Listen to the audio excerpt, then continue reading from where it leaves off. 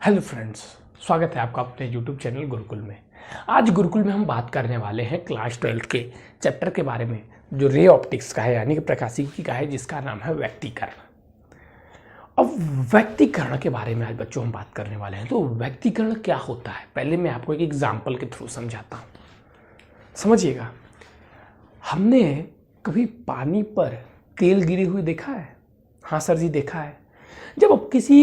जब पानी पर तेल गिरा हुआ होता है तो क्या वो विभिन्न रंग, रेनबो टाइप में, इंद्रधनुष टाइप में, वो कुछ डिफरेंट कलर हमें उस ऑयल में नहीं दिखाई देते हैं? कभी ऐसे चमकता है, कभी वैसे चमकता है। अगर आपने उस चीज़ को नहीं देखा है तो आप एक बार जाकर जरूर से देखिएगा। तो वो जो हमें भिन्न भिन्न कलर दिखाई देता है वो व्यक्तीकरण के कारण ही दिखाई देता है। मैं आपको इसलिए हमेशा डेली यूज से रिलेटेड एग्जांपल देता हूं क्योंकि फिजिक्स है ही हमारी फिजिकल लाइफ से रिलेटेड। पूरी जो हमारी ब्रह्मांड में घटनाएं घट रही हैं सब समेट लेता है फिजिक्स, ठीक है। तो इसीलिए मैं आपको एग्जांपल दी। अब समझिएगा व्यक्तीकरण होता क्या है। पहले तो मैं आपको व्यक्तीकरण की परिभाषा सुनाता हूं। क्या व्यक्तीकरण की परिभाषा, ध्यान से सुनिएगा, लिखूंगा नहीं मैं, आप लिख लीजिएगा चाहिएगा तो। देखिए बच्चों, पहले तो आप समझिए कि व्यक्तीकरण मतलब होता है मिलना। क्या होता है? व्यक्तीकरण मतलब मिलना। अब यहां पर मिलेंगी क्या? प्रकाश की दो तरंगे। हाँ बच्चों, प्रकाश की दो तरंगे। अब ध्यान से सुनिएगा जो मैं बोल रहा हूं और उसको अमल कीजिएगा। मैं उस बोलने के बाद से करके भी दिखाऊंगा। आप चाहें तो लिखना चाहें तो आप लिख सकते हैं अपने नोट्स में। तो सुनिएगा, जब एक ही आवृत्ति क्या रहेगी? समान है दोनों किरणों की। जब एक ही आवृत्ति की दो प्रकाश तरंगे, क्या मैंने बोला कि जब एक ही आवृत्ति के, ध्यान समझिए, दोनों तरंग, मान लीजिए ये दोनों क्या है? दोनों प्रकाश तरंग है और दोनों एक ही आवृत्ति की है। तो एक ही आवृत्ति की दो प्रकाश तरंगे एक साथ एक ही माध्यम में, अब दोनों के लिए माध्यम क्या? वायु है। तो एक साथ एक ही माध्यम में जब मिलती हैं तो इनके मिलने के पश्चात माध्यम के विभिन्न बिंदुओं पर, अब जैसे कुछ ये बिंदु होगा, कुछ ये बिंदु होगा, ये बिंदु होगा, विभिन्न बिंदु होगा, माध्यम के विभिन्न बिंदुओं पर इनकी परिणामी तीव्रता दोनों की अलग अलग तीव्रताओं से भिन्न होती है। इस घटना को हम व्यक्तीकरण कहते हैं। इस घटना को हम क्या कहते हैं? व्यक्तीकरण कहते हैं। आप समझिएगा, जैसे मान लीजिए कि ये एक प्रकाश की तरंग है और ये दूसरी प्रकाश की तरंग है, ठीक है। ये एक प्रकाश की तरंग है, तरंग एक, और ये दूसरी तरंग है, तरंग दो, ठीक है। और माध्यम क्या है? माध्यम एक है, माध्यम समान है दोनों के लिए। और आवृत्ति क्या है? आवृत्ति भी समान है।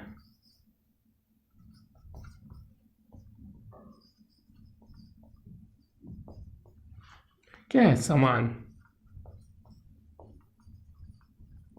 तो जब एक ही आवृत्ति की दो तरंगे एक साथ एक ही माध्यम में मिलती हैं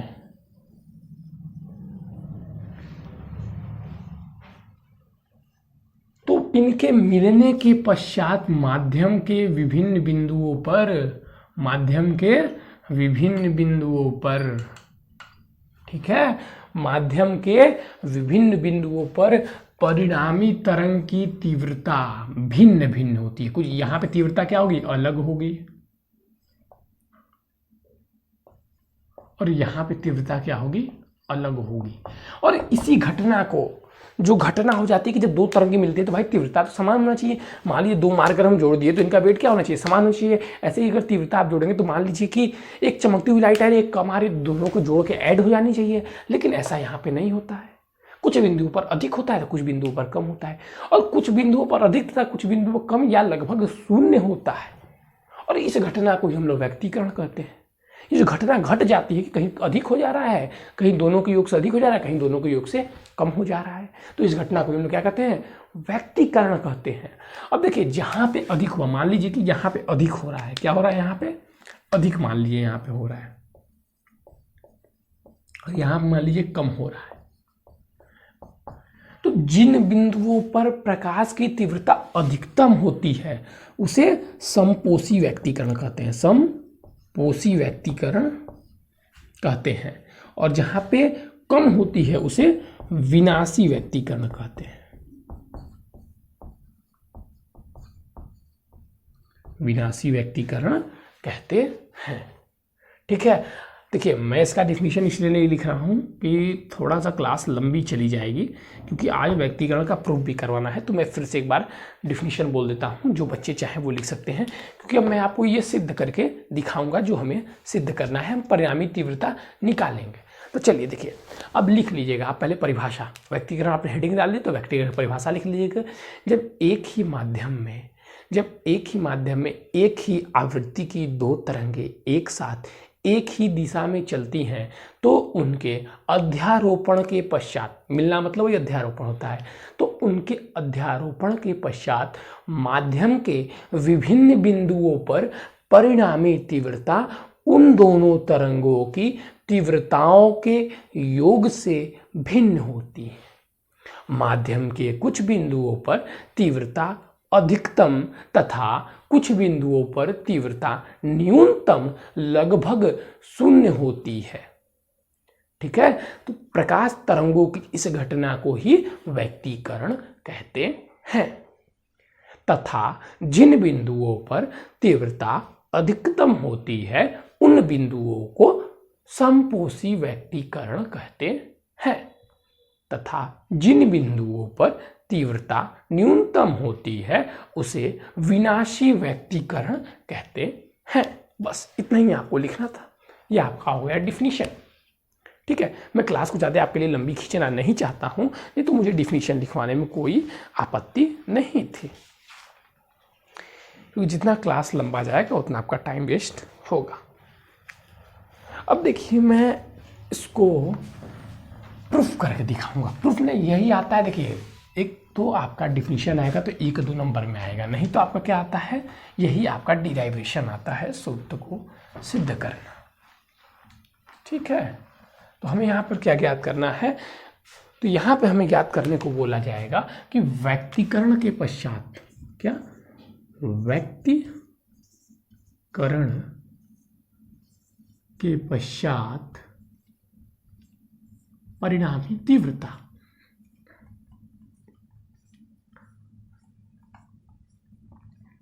ठीक है, ये हमें ज्ञात करने को बोला जाता है। तो सर्वप्रथम पहले आप ये जानिएगा कि व्यक्तीकरण प्रकाश के तरंग प्रवृत्ति को मानती है और उसी को सिद्ध करती है। तो पहला चीज प्रथम किरण या प्रथम तरंग मान लेंगे।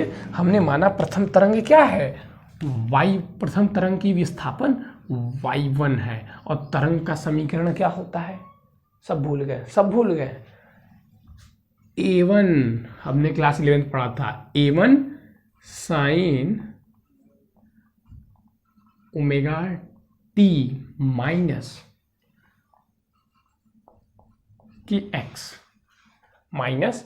के एक्स।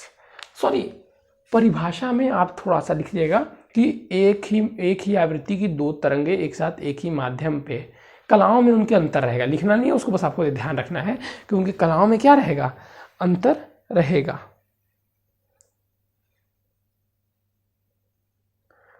ठीक है, उसको लिखना नहीं है, ठीक है ना, लिखना नहीं है, मैं भी उसको चेक कर लिया, वो लिखना नहीं है, यहाँ पे आप समझिएगा। और दूसरी किरण है, और दूसरी जो तरंग है तो उसका समीकरण क्या हो जाएगा, सारी तरंग का समीकरण ऐसे ही होता है, तो ये हो जाएगा a2 sine omega t minus के एक्स प्लस 5। अब यहाँ पे फाई क्या है, मैं यहीं पे लिख देता हूँ। फाई दोनों तरंगों के बीच की कला है, तरंगों के बीच की कला है। क्या है, कला है। कला क्या होती है, ये दो तरंग क्या एक ही डायरेक्शन में एक साथ थे कि अलग अलग कलाएं से आ रहे थे, उसी को बोलते हैं कला। तो मान लीजिए ये क्या थी, उससे फाई आगे थी, कला में फाई आगे थी। अब देखिए, अब हम जाएंगे अध्यारोपण के सिद्धांत के अनुसार। अध्यारोपण मतलब मैंने फिर बताया था मिलना, तो फिर हम डाल देंगे अब यहाँ पे अध्यारोपण के सिद्धांत के अनुसार। अध्यारोपण के सिद्धांत के अनुसार, चलिए ध्यान दीजिएगा आप लोग, अध्यारोपण के सिद्धांत के अनुसार हो जाता है क्या, y बराबर y1 प्लस y2। यहाँ पे y क्या है, y आपकी परिणामी तीव्रता है। क्या है y आपकी परिणामी तीव्रता है, मतलब परिणामी विस्थापन, तीव्रता नहीं, परिणामी विस्थापन, परिणामी तरंग की आप कह सकते हैं समीकरण है। तो यहाँ से क्या हो जाएगा, y इक्वल टू हम लिख देंगे a1 sine omega T minus के x plus a2 sine omega T minus के एक्स प्लस 5। हम क्या कहते हैं कि हम के एक्स को इसमें अलग रखते हैं। अगर हम के एक्स को, क्योंकि के एक्स क्या है, एक अलग ही है अपना और ये अलग कालांतर है, तो देखिए हम क्या करेंगे, अब इसमें पहले वाले को तो ऐसे ही लिख लेंगे a1 sine omega T minus के एक्स प्लस, अब इसमें देखिए ये हम इसमें साइन ए प्लस साइन बी का फॉर्मूला लगा सकते हैं। साइन ए प्लस साइन बी का फॉर्मूला क्या होता है, कौन बताएगा? पहले तो हो जाएगा a2 साइन ए कॉस बी प्लस कॉस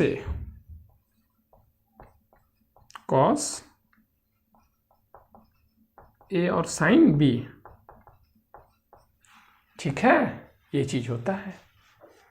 तो अब हम क्या करते हैं कि अब यहाँ से हम ऐसे लिख देते हैं, ये देखिए यहाँ पे, ये देखिए इसमें से हम sign omega T x common ले लेते हैं, साइन ओमेगा टी माइनस के एक्स को हमने कॉमन ले लिया, तो ब्रैकेट में क्या बचा, a1 प्लस a2 कॉस 5, ठीक है, ये बचा, प्लस इसको हम कैसे लिख सकते हैं, कॉस ओमेगा टी माइनस के X into a2 sine 5। a2 को मैं यहाँ पे ले आता हूँ सर, a2 को यहाँ पे लाने का मतलब नहीं समझे, बता रहा हूँ। अब इसमें हम लेट करेंगे थोड़ा सा, देखिए थोड़ा सा ये आपका जो प्रूफ करने वाला है इसमें थोड़ा सा आपको मानना पड़ता है। ये सब तो आपको मानना नहीं है क्योंकि ये सब तो सिद्ध करने वाला होता है, तो इसमें आपको थोड़ा सा मानना पड़ता है। क्या, ये देखिए ये जो हमारा है ना a1 a2 cos 5, क्या है a1 प्लस a2 cos 5, तो इसको हम मान लेंगे r cos थीटा। क्या माना, मैं यहाँ पे लिख देता हूँ, आप भी वैसे ही करेंगे, माना कि a1 plus a2 cos 5 equal to r cos theta. ठीक इसी प्रकार ये जो a2 साइन थीटा है, a2 sine 5 equal to r sine theta, ये हम मानेंगे इतना और इसको समीकरण में रख देंगे, ठीक है। तब क्या आ जाएगा, y बराबर साइन ओमेगा टी माइनस के एक्स, और इसकी जगह हम क्या रख दीजिए, तो r cos थीटा प्लस ये आ जाएगा हमारा cos WT माइनस के एक्स आर साइन थीटा। अब आपको एक नज़र देखनी होगी, क्या, एक छोटी सी नज़र आपको दिमाग में अपनी लगानी होगी, जो चीज़ मैं बोल रहा हूँ। जो ब्रैकेट हमने यहाँ पे साइन ए प्लस बी का फॉर्मूला खोला, क्या वो वही नहीं बन रहा है, sign A cos B cos A sine B. तो इसको हम ऐसे नहीं लिख सकते हैं, ये अगर आर कॉमन ले लिया जाए तो y बराबर R sine omega T minus के एक्स प्लस थीटा, यही फॉर्मूला ये है खुला हुआ। ये सर बात तो चोखो लगी तुम्हारी। अगर अब मैं बोलूं कि ये जो हमारा समीकरण 1 है, इसको 3 नाम दे देता हूं, इसको 1 दे दो, इसको 2 दे दो, तो ये समीकरण 1 व 2 के समान है। तो इससे हम क्या कर सकते हैं कि ये परिणामी तीव्रता का समीकरण है। क्या है? परिणामी तरंग का समीकरण है। ठीक है, तो ये दोनों तरंग एक ऐसे तरंग को मिलकर, ठीक है, इसके समान है, मतलब ये भी तरंग का समीकरण है। तो ये दोनों तरंग मिलकर, देखो मैं यहां से लिखता हूं, y1 व y2 तरंग मिलकर एक ऐसी तरंग से विस्थापित होंगे,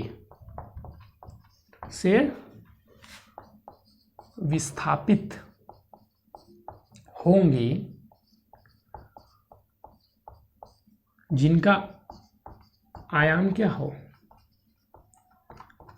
आर हो। जिनका आयाम आर हो, यानी कि ये आयाम ही ना है, इसमें भी A1 ये आयाम ही है। तो अब यहां से बस हमें आर की वैल्यू निकालनी है। हो गया हमारा बंटाधार। हमने जितना पढ़ा था, जितना हमें करना था हो गया, बस हमें आर की वैल्यू अब निकालनी है। आर की वैल्यू निकालने के लिए हम जो यहाँ पे लेट किए हैं, ठीक है, इसको मैं नाम दे देता हूँ 4th और इसको 5th। तो इक्वेशन या समीकरण 4 व 5 का वर्ग करके जोड़ने पे क्या हो जाएगा? ध्यान से देखिएगा मैं जो बोल रहा हूँ, वर्ग करके अब हम जोड़ेंगे। तो पहले हम क्या करते हैं? आर वाले को जोड़ते हैं। तो R square sine square theta plus R square cos square theta. अब इक्वल टू में क्या आएगा? ये तो हमारा ऐसे ही आ जाएगा, A2 का स्क्वायर और sine five square sine square five. अब इसका स्क्वायर करेंगे तो ये a प्लस बी के होल स्क्वायर के रूप में खुलेगा। तो ये क्या आएगा, कैसे आएगा? मैं लिख रहा हूँ, देखिएगा मैं सही लिख रहा हूँ, नहीं प्लस लगा के मैं यहाँ से लिख रहा हूँ। ये देखिए आएगा हमारा A1 का स्क्वायर प्लस A2 का स्क्वायर कॉस फाइव का square plus 2A1 A2 cos five. Am I right? मैं सही हूँ? सही है। अब अगर इसमें आर स्क्वायर कॉमन ली जाए तो sine square plus cos square equal to 1 होता है। हम सभी इस चीज़ को जानते हैं, तो यहाँ से हम लिख सकते हैं डायरेक्ट आर स्क्वायर। अब यहाँ पे अगर हम देखेंगे तो अगर ए स्क्वायर A2 स्क्वायर और यहाँ पे भी A2 स्क्वायर हम कॉमन लेते क्या बचेगा? साइन फाइव स्क्वायर और प्लस कॉस फाइव स्क्वायर। तो sine five square plus cos five square इसका कितना होता है? 1। तो यहाँ पे भी क्या बचेगा? A2 का स्क्वायर प्लस A1 का square plus 2A1 A2 cos five. इसको मैं क्या करता हूँ, A1 को पहले लिख देता हूँ, A2 को बाद में, थोड़ा सा देखने में अच्छा लगेगा। ये चीज़ तो आपको पता ही होगा। अब देखिएगा एक पॉइंट अब जो आपको यहाँ पे नोट करनी है, ध्यान देने वाली है। ये क्या है? आयाम है। हमें निकालनी क्या है? हमें तीव्रता निकालनी है, परिणामी तीव्रता। तो तीव्रता क्या होती है?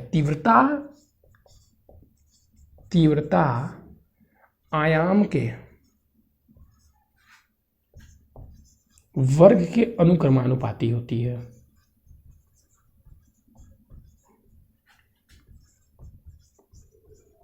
अनुक्रमानुपाती होती है, चूंकि यहां पे लगा देंगे इसलिए, अर्थात I directly proportional to A square, या हम कह सकते हैं कि I equal to K R. यहाँ पे R ही लगा दीजिए, यहाँ पे हमारा आयाम मान लीजिए R ही है और ये A भी यहीं पर है, A ही रखिए। तो यहाँ पे हम क्या रख देंगे? A square. तो या हम लिख सकते हैं क्या? यहां से हम क्या लिख सकते हैं? ठीक है, अब यहां से हम क्या लिख सकते हैं कि A equal to under root I by K. Same चीज़ अब यहाँ पे हम करेंगे, तो यहाँ पे हम आर हमारा परिणामी है, तो हम परिणामी को आई से डिनोट कर दे रहे हैं। अंडर रूट आई, तो आई का स्क्वायर कर देंगे, अंडर रूट आई बाई के का स्क्वायर करेंगे, ए की जगह यहाँ पे अंडर रूट आई बाई के, तो आई बाई के आ जाएगा, अंडर रूट हट जाएगा। ठीक इसी प्रकार इसमें भी अंडर रूट हट जाएगा, तो इसको हम I1 से डिनोट कर देंगे, और कांस्टेंट तो सब में सेम रहेगा। प्लस थोड़ा सा मैं ऊपर लिख देता हूँ, आई बाई के इक्वल टू I1 बाई के, फिर A2 है तो I2 बाई के, कांस्टेंट तो सब में सेम रहेगा, प्लस 2 क्या आ जाएगा, I1 I2 cos फाई, और दोनों के मल्टीप्लाई हुआ तो क्या आ जाएगा, के आ जाएगा। अब के कॉमन ले ले, के इधर से के से के से के कट जाएगा, तो बचेगा क्या हमारा, I equal to I1 plus I2 plus 2 under root I1 I2 cos phi. यही है हमारी परिणामी अध्यारोपण के पश्चात परिणामी तरंग की तीव्रता। यही हमें फाइंड करना था। ये क्या है बच्चों, परिणामी तरंग की तीव्रता। इसी प्रकार आपको भी इसमें हल करना होगा।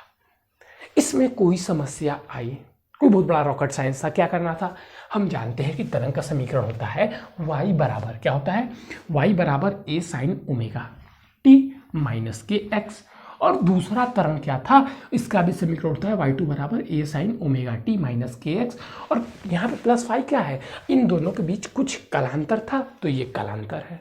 अब अध्यारोपण का सिद्धांत कहता है कि दोनों तरंगों के योग के बराबर होता है। हमने क्या किया, दोनों तरंगों के योग के बराबर कर दिया। अब इसमें देखिए साइन, और इसको हम a मान लिए, तो ये a प्लस बी का हो गया। तो हम यहाँ पे क्या किए, a प्लस बी का फॉर्मूला खोल दिए, ये जैसा कि जैसा था इसमें a प्लस बी का फॉर्मूला खोल दिए। अब हमने इसमें से साइन ओमेगा टी माइनस के एक्स, और इसमें से भी sign omega T minus x यहाँ पे कॉमन ले लिया, तो ये बचा, और यहाँ पे बस a2 को उधर ले गए, इसमें कोई रॉकेट साइंस नहीं है। अब इसमें एक चीज़ आपको मानना पड़ेगा, क्या माना, a1 इसको मान लेंगे r cos थीटा के बराबर, और इसको मान लेंगे r साइन थीटा के बराबर। समीकरण में हम पुट करेंगे तो हम देखेंगे कि ये साइन a प्लस बी के रूप का फॉर्मूला बन रहा है, तो हम इसे साइन a प्लस बी के फॉर्मूले के रूप में लिख लेंगे।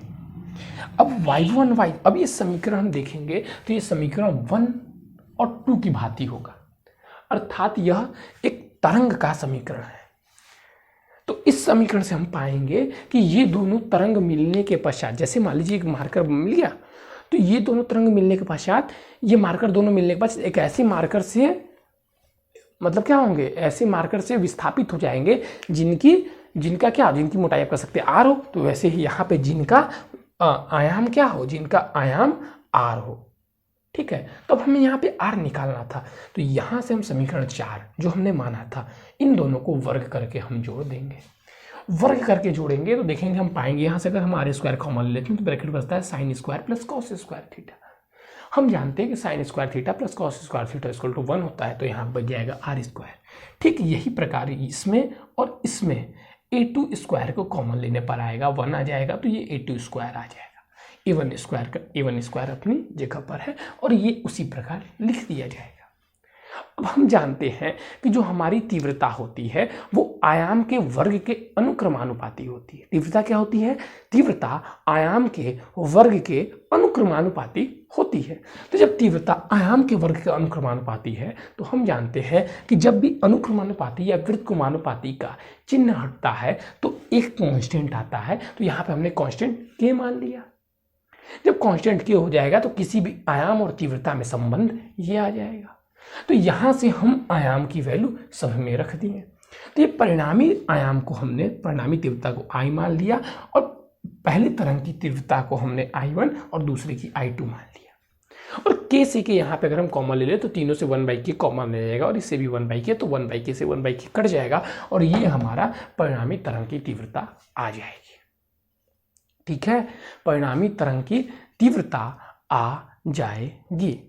चलिए, यहां तक कोई कंफ्यूजन नहीं होना चाहिए।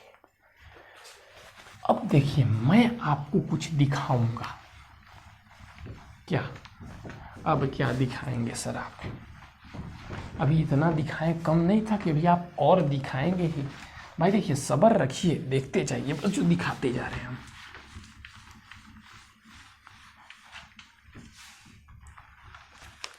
हमने क्या किया, परिणामी तरंग की तीव्रता बराबर क्या होता है हमारा, हमको पता चला परिणामी तरंग की तीव्रता बराबर I1 प्लस I2 और plus 2I1 I2 cos phi.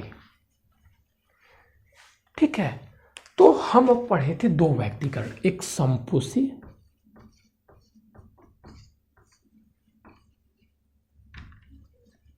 संपोषी व्यक्तीकरण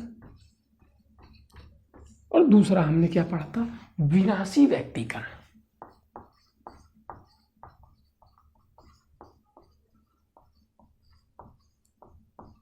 चलो भाई, दूसरा हमने पढ़ लिया विनाशी व्यक्तीकरण, पहला हमने पढ़ लिया संपोषी व्यक्तीकरण। ये है संपोषी व्यक्तीकरण, ये है विनाशी व्यक्तीकरण। इसमें क्या होता था कि तरंग का जो आयाम, जो तीव्रता होती थी अधिकतम, क्या होता था, तीव्रता अधिकतम,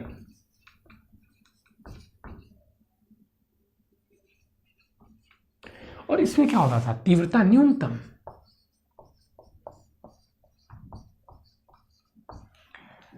तो अगर अब आप इस फॉर्मूले को देखें तो इसमें तीव्रता अधिकतम कब होगी, जब दो तरंगों के बीच कला, सेम चीज यहां पे भी रहेगा, जब दो तरंगों के बीच कला,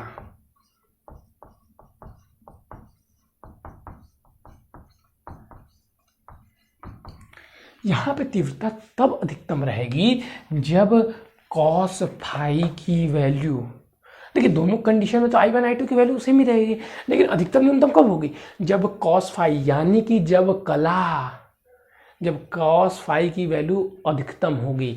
तो कॉस फाई की वैल्यू अधिकतम कब होगी, सर जी 0 पे 1 होता है, 0 पे 1 होता है, यानी कि 0 पे 1 होता है, तो cos 0 जो 1, यानी कि जी सबसे अधिकतम 1 होता है, वो भी 0 पे। तो संपोषी व्यक्तीकरण कब होगा, जब कला 0 डिग्री हो। Am I right or wrong? मैंने बोला कि जब कला 0 डिग्री हो। अब उसी प्रकार आप बताइए न्यूनतम कब होगी, न्यूनतम कब होगी।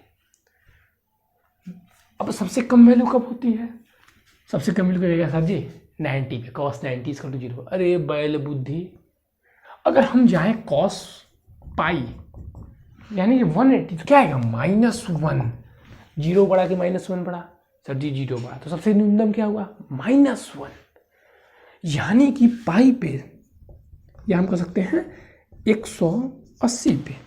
ठीक इसी प्रकार आप बढ़ते जाइए यहाँ पे, अब यहाँ पे आप आ जाइए 2 पाई, फिर चले जाइए 4 पाई, और यहाँ पे अगर हम जाते जाएंगे तो आ जाएगा हमारा 3 पाई, 5 पाई, 7 पाई, और यहाँ पे जाते जाएंगे तो 6 पाई, 8 पाई, ऐसे ही बढ़ते जाएंगे। ठीक है, ये बात आपको हमारी समझ में आई कि नहीं आई, बताइए भाई, जल्दी जल्दी बोलिए, जल्दी। हाँ सर, समझ में तो आ गई आपकी बात, चलिए बच्चों, बहुत अच्छी। जो चीज़ हम आपको समझाना चाहते थे, अगर आप समझ में आ गई तो आज के लिए, ठीक है, तो जो चीज़ हम आपको समझाना चाहते थे अगर आप समझ गए हैं तो बहुत ही अच्छी बात है। आज के लेक्चर में आपके लिए बस इतना ही। थैंक यू बच्चों, हैव अ नाइस डे। हमारे साथ बने रहिए, हम आपका साथ कभी नहीं छोड़ेंगे। बस चैनल को सब्सक्राइब कीजिएगा और कमेंट में जैसा आपको वीडियो लगा बताइएगा जरूर से बच्चों, प्लीज़।